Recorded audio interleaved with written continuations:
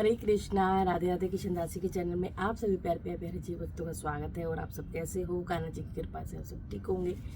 तो कार्तिक मास का 16वां अध्याय सुनाने जा रही हूँ। कथा अच्छी लगे तो जरूर शेयर करना। श्रीमन नारायण नारायण नारायण। तुलसी माता ये सुखदाता तुम हो, कृष्ण की प्यारी, जो जगाए हम तेरी दिन रात, ये भक्ति है मेरी।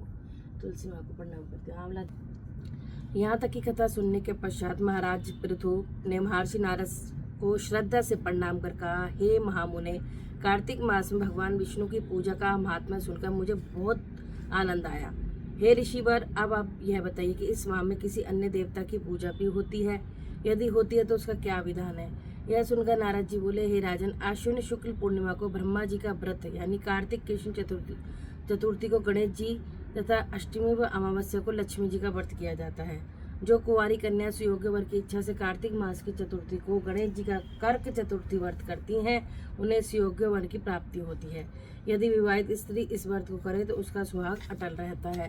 हे महामुनि, कृपा कर यह बताए कि इस व्रत के करने की विधि क्या है? राजा पृथु ने कहा, राजन, व्रत करने की इच्छुक कन्या अथवा स्त्री को चाहिए कि प्रातःकाल स्नान आदि से निवृत्त हो, चंदन आदि गणेश जी का पूजन करें, आदि से गणेश जी का पूजन करें, फिर सायकाल भी गणेश जी का पूजन करके चंद्रमा के उदय होने पर उसे अर्घ्य देवे, तत्पश्चात भोजन ग्रहण करे। हे राजन, सधवा स्त्रियों को अपने स्वास्थ्य की रक्षा के लिए यह व्रत अवश्य करना चाहिए। अब मैं तुमसे इस व्रत का इतिहास कहता हूँ, ध्यानपूर्वक सुनो। नारद जी ने कहा, प्राचीन काल में भद्रावती नामक नगर में सुधर्मा नामक एक राजा था। उसके 4 पुत्र और एक पुत्री थी। पुत्रों के नाम रविदत्त, सुशर्मा, जयशर्मा और सुशोभन थे और पुत्री का नाम वीरमती था। इस कन्या का वीरमती का विवाह देवव्रत नामक युवक से हो गया और दोनों पतिपति प्रेम पूर्वक रहने लगे। हे राजन, एक दिन की बात है कि अचानक घर पर सांप द्वारा काटे जाने पर देवदत्त की मृत्यु हो गई। यह देखकर वीरमती विलाप करने लगी। उसका विलाप सुनकर उसके माता पिता और चारों भाई तथा कुछ नगरवासी भी आ गए और देवव्रत को मरा हुआ देखकर शोकाकुल हो उठे। शीघ्र यह समाचार राजा का जमाता सर्प के काटे जाने से काल का ग्रास बन गया, पूरे नगर में फैल गया। उसी समय पुलस्त्य मुनि अचानक ही वहां आ पहुंचे और समाचार पाकर राजभवन गए। उन्हें देखकर राजा ने हाथ जोड़कर उनका अभिवादन किया और दुखी स्वर में बोले, हे महाराज, कौन से पाप कर्म से मेरी की यह कन्या युवावस्था में विधवा हो गई? तब त्रिकालदर्शी महर्षि पुलस्त्य ने कहा कि हे राजन, संकल्प लेकर भी तुम्हारी कन्या ने भगवान गणेश जी के व्रत की उपेक्षा की है, जिसके कारण वैधव्य को प्राप्त हुई है। हे राजन, रिद्धि सिद्धि के दाता गणेश जी की जो उपेक्षा करता है वह इसी प्रकार कष्ट पाता है।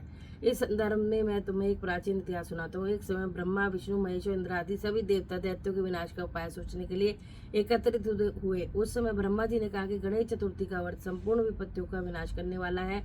तब सब देवताओं ने कार्तिक के कृष्ण पक्षी चतुर्थी का व्रत किया, जिससे दैत्य पर विजय प्राप्त हुई। तत्पश्चात सब देवताओं ने गणेश जी से कहा, हे विघ्नहर्ता, आपकी कृपा से हमने विजय प्राप्त की है, अब आप कृपा कर वर मांगे। तब गणेश जी ने कहा, हे देवो, यह वरदान दो कि जो स्त्री कार्तिक शुक्ल पक्षी चतुर्थी का व्रत पूरी श्रद्धा भक्ति से करे, उस पर सभी देवों की कृपा हो और उसका सुहाग चिरंजीवी हो। देवताओं ने ऐसा ही वरदान दिया, इसलिए हे राजन, यह व्रत सभी सधवा स्त्रियों को करना चाहिए। महर्षि पुलस्त्य जी ने कहा, हे राजन, यदि तुम्हारी पुत्री अभी इस व्रत के करने का संकल्प ले और करे तो इसका पति भी जीवित हो जाएगा। यह कहकर महर्षि पुलस्त्य वहां से प्रस्थान कर गए। तत्पश्चात राजा ने अपने जमाता का शव तेल में सुरक्षित रखवा दिया। इसके बाद जब कार्तिक मास आया तो उसकी पुत्री ने विधिवत करके चतुर्थी का व्रत किया और उद्यापन करके ब्राह्मणों को भोजन कराया तथा श्रद्धा से दान दक्षिणा देकर संतुष्ट किया, जिसके सफल से उसका मृतक पति पुनः जीवित हो उठा। श्री नारद जी ने कहा, हे राजन, जो मनुष्य श्रद्धा पूर्वक विधि विधान से गणेश जी का पूजन करते हैं तथा व्रत रखते हैं, वे हर प्रकार के सुख भोग कर अंत्यलोक में देवलोक हो जाते हैं। बोलो गणेश जी महाराज की जय, श्री हरि विष्णु भगवान की जय, लक्ष्मी नारायण भगवान की जय, श्रीमन नारायण नारायण नारायण। हे गणेश भगवान की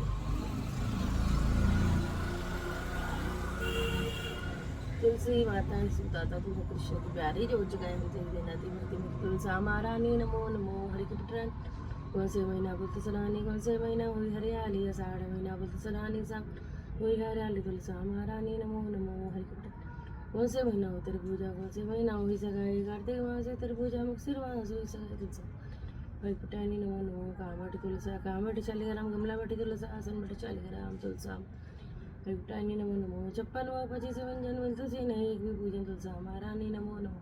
हरि के पुटानी, नमो नमो। ज्योति से आरती आवे बसी वैकुंठ परम पद ते आवे मनवा जीत बल लेते सिद्धि भाव तुलसा महारानी नमो नमो हरि की प्रेरणी नमो नमो। तुलसी माता सुखदाता तुम हो कृष्ण की प्यारी जो जगह हम तेरे बिना ये भक्ति है मेरी। जय जय श्री राधे।